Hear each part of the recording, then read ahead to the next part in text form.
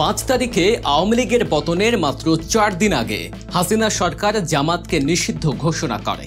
তখন হয়তো জামাত মুচকি হাসছিল, কারণ তারা ততদিনে সম্ভবত জেনে গিয়েছিল যে পর্দার আড়ালে তারা আওয়ামী লীগের চেয়েও বড় রাজনৈতিক শক্তিতে পরিণত হয়েছে। সেই কথাই যেন সাম্প্রতিক গবেষণাগুলোতে প্রমাণিত হচ্ছে।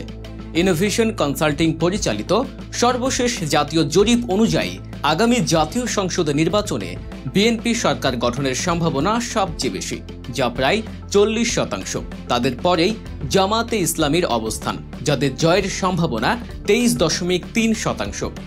অথচ দীর্ঘ 15 বছর ক্ষমতার শীর্ষে থাকা আওয়ামী লীগের প্রতি এখন মাত্র 12.1% ভোটারের আস্থা রয়েছে।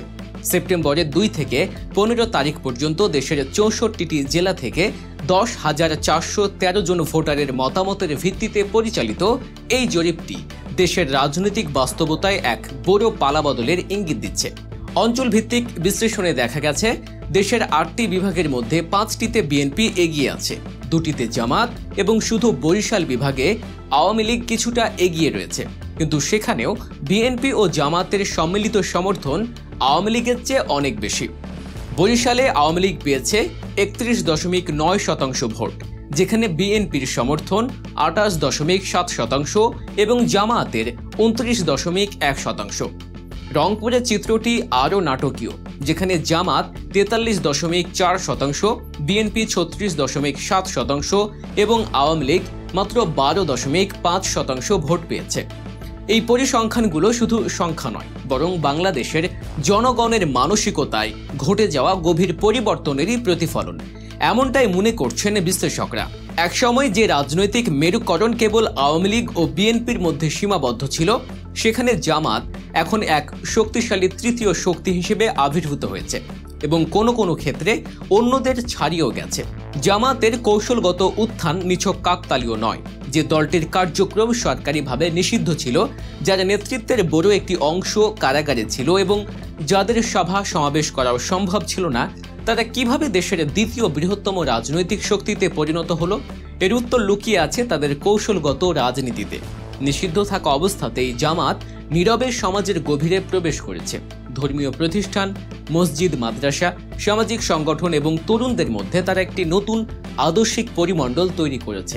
তারা উপলব্ধি করেছে যে মূলধারার রাজনীতি সাধারণ মানুষকে হতাশ করেছে। চাকরি নেই, সুযোগ নেই এবং প্রতিশ্রুতি ভঙ্গই যেন রাজনীতির নতুন নাম। এই হতাশার মাঝেই মানুষ ধর্মের দিকে ঝুঁকেছে এবং জামাত সেই মানসিক শূন্যতাকে অত্যন্ত দক্ষতার সাথে ব্যবহার করেছে। সামাজিক সেবামূলক কাজ, কমিউনিটি সংগঠন, অনলাইন প্রচার এবং ইসলামপন্থী তরুণদের নেটওয়ার্ক ব্যবহার করে তারা একটি নতুন রাজনৈতিক ইকোসিস্টেম তৈরি করেছে। নিষিদ্ধ থাকার কারণে তারা সরাসরি সমালোচনা বা বিতর্কের মুখোমুখি হয়নি, বরং নিপীড়িত দল হিসেবে জনগণের সহানুভূতি অর্জন করেছে। অন্যদিকে বিএনপির উত্থানও এক অনন্য রাজনৈতিক পুনর্জাগরণের গল্প। দমন পীড়ন, মামলার বোঝা এবং নেতৃত্বের অনুপস্থিতির মতো প্রতিকূলতার মধ্যেও দলটি টিকে থেকেছে।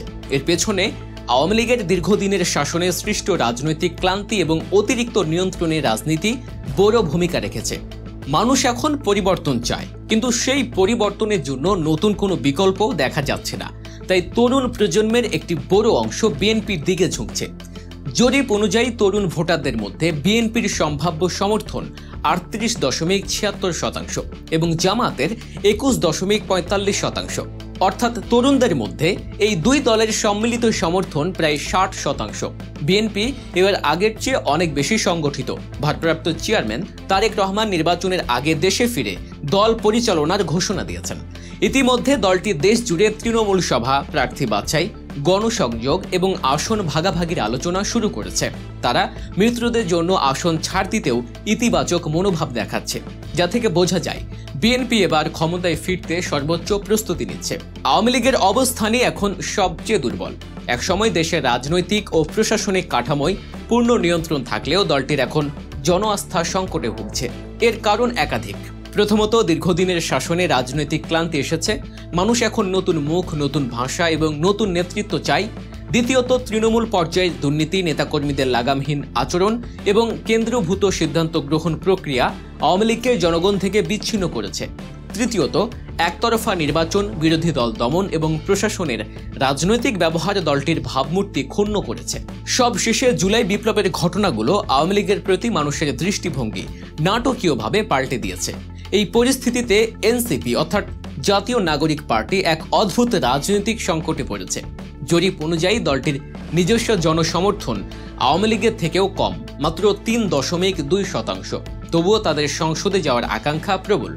দলটির অর্ধেক নেতা মনে করেন বিএনপির সঙ্গে জোট গঠনই এখন সবচেয়ে বাস্তবসম্মত পথ, যা আসন ভাগাভাগির মাধ্যমে সংসদে প্রবেশের সুযোগ করে দেবে। অন্যদিকে বাকি অর্ধেক নেতৃত্ব বিশ্বাস করে যে জামাতের সঙ্গে জোট করলে ইসলামপন্থী ভোটারদের সমর্থন পাওয়া যাবে, যদিও এতে এনসিপির মধ্যপন্থী ভাবমূর্তি ক্ষুণ্ণ হওয়ার ঝুঁকি রয়েছে। সম্প্রতি এনসিপির নির্বাহী কাউন্সিলের বৈঠকে এ নিয়ে তীব্র বিতর্ক হয়েছে। কেউ বিএনপি জোটে বাস্তব সুবিধা দেখছেন, আবার কেউ জামাতের সঙ্গে যুক্ত হলে দীর্ঘমেয়াদী রাজনৈতিক ক্ষতির আশঙ্কা করছেন। ফলে অনেকেই তৃতীয় একটি জোট গঠনের প্রস্তাব দিয়েছেন, যাতে বিএনপি ও জামাতের বাইরে থেকে একটি মধ্যপন্থী বিকল্প হিসেবে নিজেদের উপস্থাপন করা যায়। কিন্তু বাস্তবতা হলো এনসিপির তৃণমূল এখনও দুর্বল, তাই তারা এবি পার্টি, গণতন্ত্র মঞ্চের শরিক দলগুলো যেমন জেএসডি, নাগরিক ঐক্য, রাষ্ট্র সংস্কার আন্দোলন এদের সঙ্গে যোগাযোগ রাখছে। এই 9 দলের মঞ্চ ভবিষ্যতে নতুন জোটে রূপ নিতে পারে বলেও আলোচনা রয়েছে।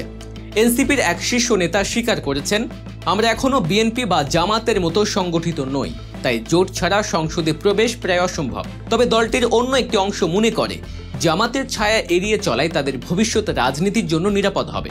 জরিপের ফলাফল, রাজনৈতিক দলগুলোর প্রস্তুতি এবং জনমানুষের পরিবর্তন সবকিছু মিলিয়ে বাংলাদেশের রাজনীতি এখন এক সন্ধিক্ষণে দাঁড়িয়ে।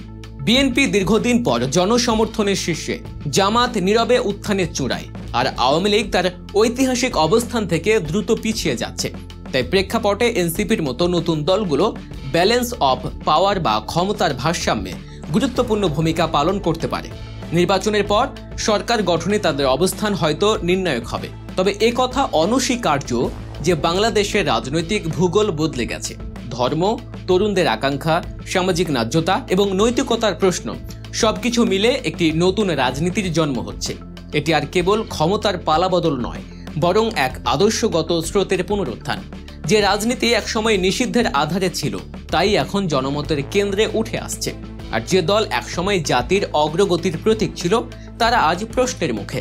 বাংলাদেশের রাজনীতি তাই আবারও নীরবে, গভীরভাবে এবং নিশ্চিতভাবে নিজের নতুন ইতিহাস লিখছে।